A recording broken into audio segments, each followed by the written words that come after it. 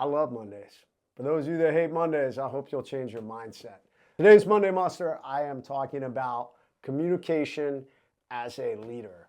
Oftentimes, I watch a lot of leaders, I coach people, I watch people in business, I speak to companies all across the country, and there tends to be, most people either have two issues with communication. They either A, don't communicate enough. So they keep things inside and they just assume that people know, but of course they know this. I sent out emails, I talked about it. So they don't communicate enough. Or B, we live in the world of oversharing. They communicate too much, man. Just, Niagara Falls of the mouth, and they're just giving way too much information.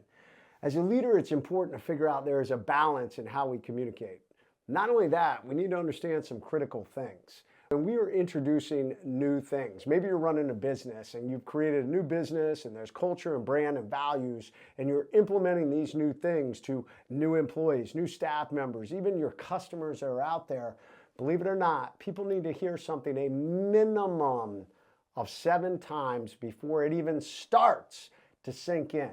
So when you think you're a broken record because you're talking about a new policy, a new way you're going to do things, guess what? You need to continue to share. You need to continue to reiterate it. You need to get your staff to do it. You need to get your team members to do it. And you even need to get your family to do it. So guess what?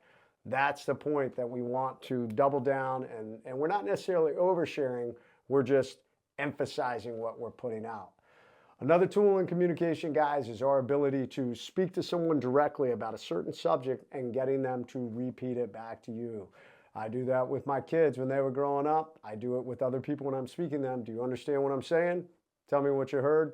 They repeat it back. We reinforce what we just put out. This is clear communications.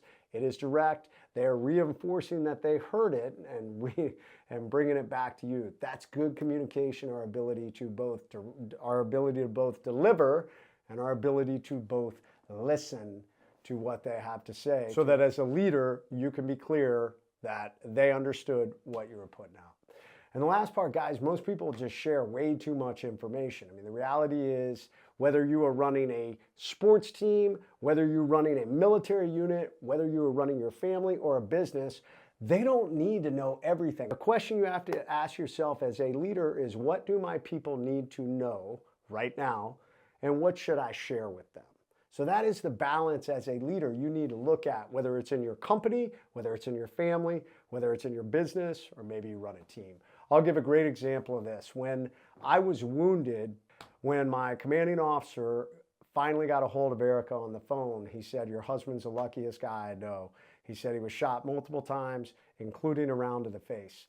Erica didn't fully know what my mental capacity was then, and she was really struggling with this in her head. And we had young children, and they're asking her, "What's going on? What's going on?" And Erica had to decide, what am I going to tell them? What do they need to know? What can they handle?